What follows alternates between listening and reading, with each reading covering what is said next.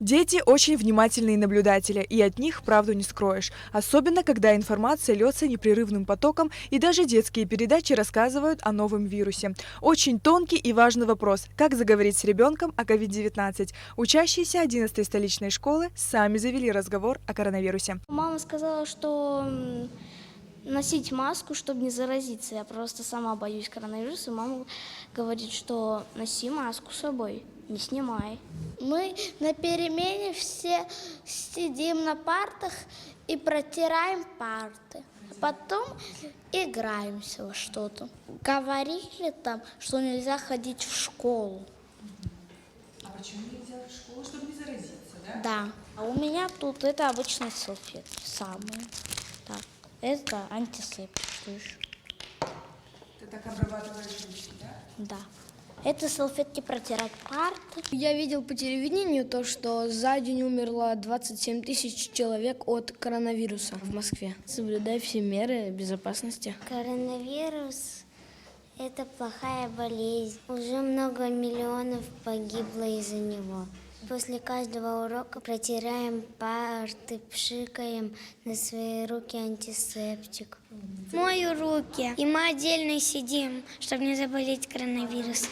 Вот так выглядит школа в эпоху коронавируса. Нет общих перемен, маски стали неотъемлемой частью жизни, дети сидят шахматообразно по одному, на столе обязательны средства индивидуальной защиты. На входе проводится термометрия. Тех, у кого есть признаки инфекционных заболеваний, немедленно изолируют. С 8 утра мы начинаем прием детей после такой процедуры, как измерение температуры и обрабатывание рук.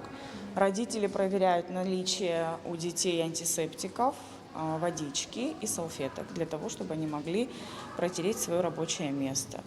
Это продолжается до 8:30. Урок у нас начинается в 8:30. Следующий раз мы принимаем детей уже во второй смене. Это с часу дня у нас начинается. Та же самая процедура. И рабочий день наш продолжается до 5 вечера. А было такое, чтобы вы возвращали детей, у кого-то была температура? С начала этого учебного сезона или года, как правильнее сказать, не знаю, нет. Если вдруг ребенок придет, будет температура, какие ваши действия? Мы вызываем родителей, которые находятся за пределами нашей школы, за входными дверями. И тут же в течение 10 минут мы, одев ребенка, отправляем домой. Если в одних школах родителям в учебное заведение вход запрещен, то здесь в каждой смене дежурят по 2 родителя. Они наблюдают за состоянием детей и помогают медсестрам у входа. Салфетки есть, санитайзер есть. А водичка у тебя есть? Да. Вот, все есть. Молодец.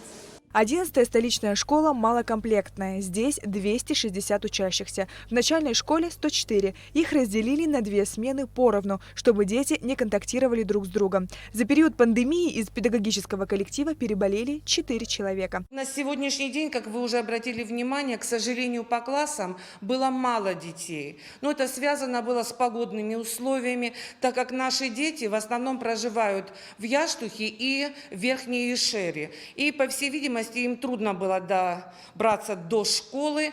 Классные руководители созванивались с родителями, они поставили их в известность, что, к сожалению, они сегодня не могут добраться к школе. Все необходимые предписания, то, что были нам даны с управления образования, мы исполняем. Я думаю, что коллектив нашей школы примет уже с понедельника среднее и старшее звено, и мы сделаем все для того, чтобы в школе была здоровая обстановка. Прошлись по классам, детки сидят в куртках, в шапках. У вас проблемы с отоплением?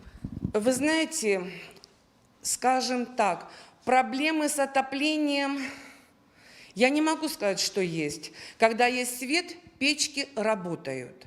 Но когда света нет, то, конечно, немножко становится прохладно. Но на сегодняшний день вы видите, какие погодные условия, а у нас центрального отопления в школе нет. То есть конвекторы пока не согрели помещение, скажем так, после долгого перерыва учебы. После первой смены во всех классах проводится влажная уборка помещения. А что касается пищеблока, как и во всех других учебных заведениях, здесь он тоже не работает. Кстати, глава Сухумской администрации Беслан Эшба и сегодня прислал булочки и соки в подарок всем столичным школам, в том числе и 11-й. Уже совсем скоро к учебному процессу будут допущены и ученики 5-11 классов. Сария Кварацхеля, Михаил Братухин, Абхазское телевидение.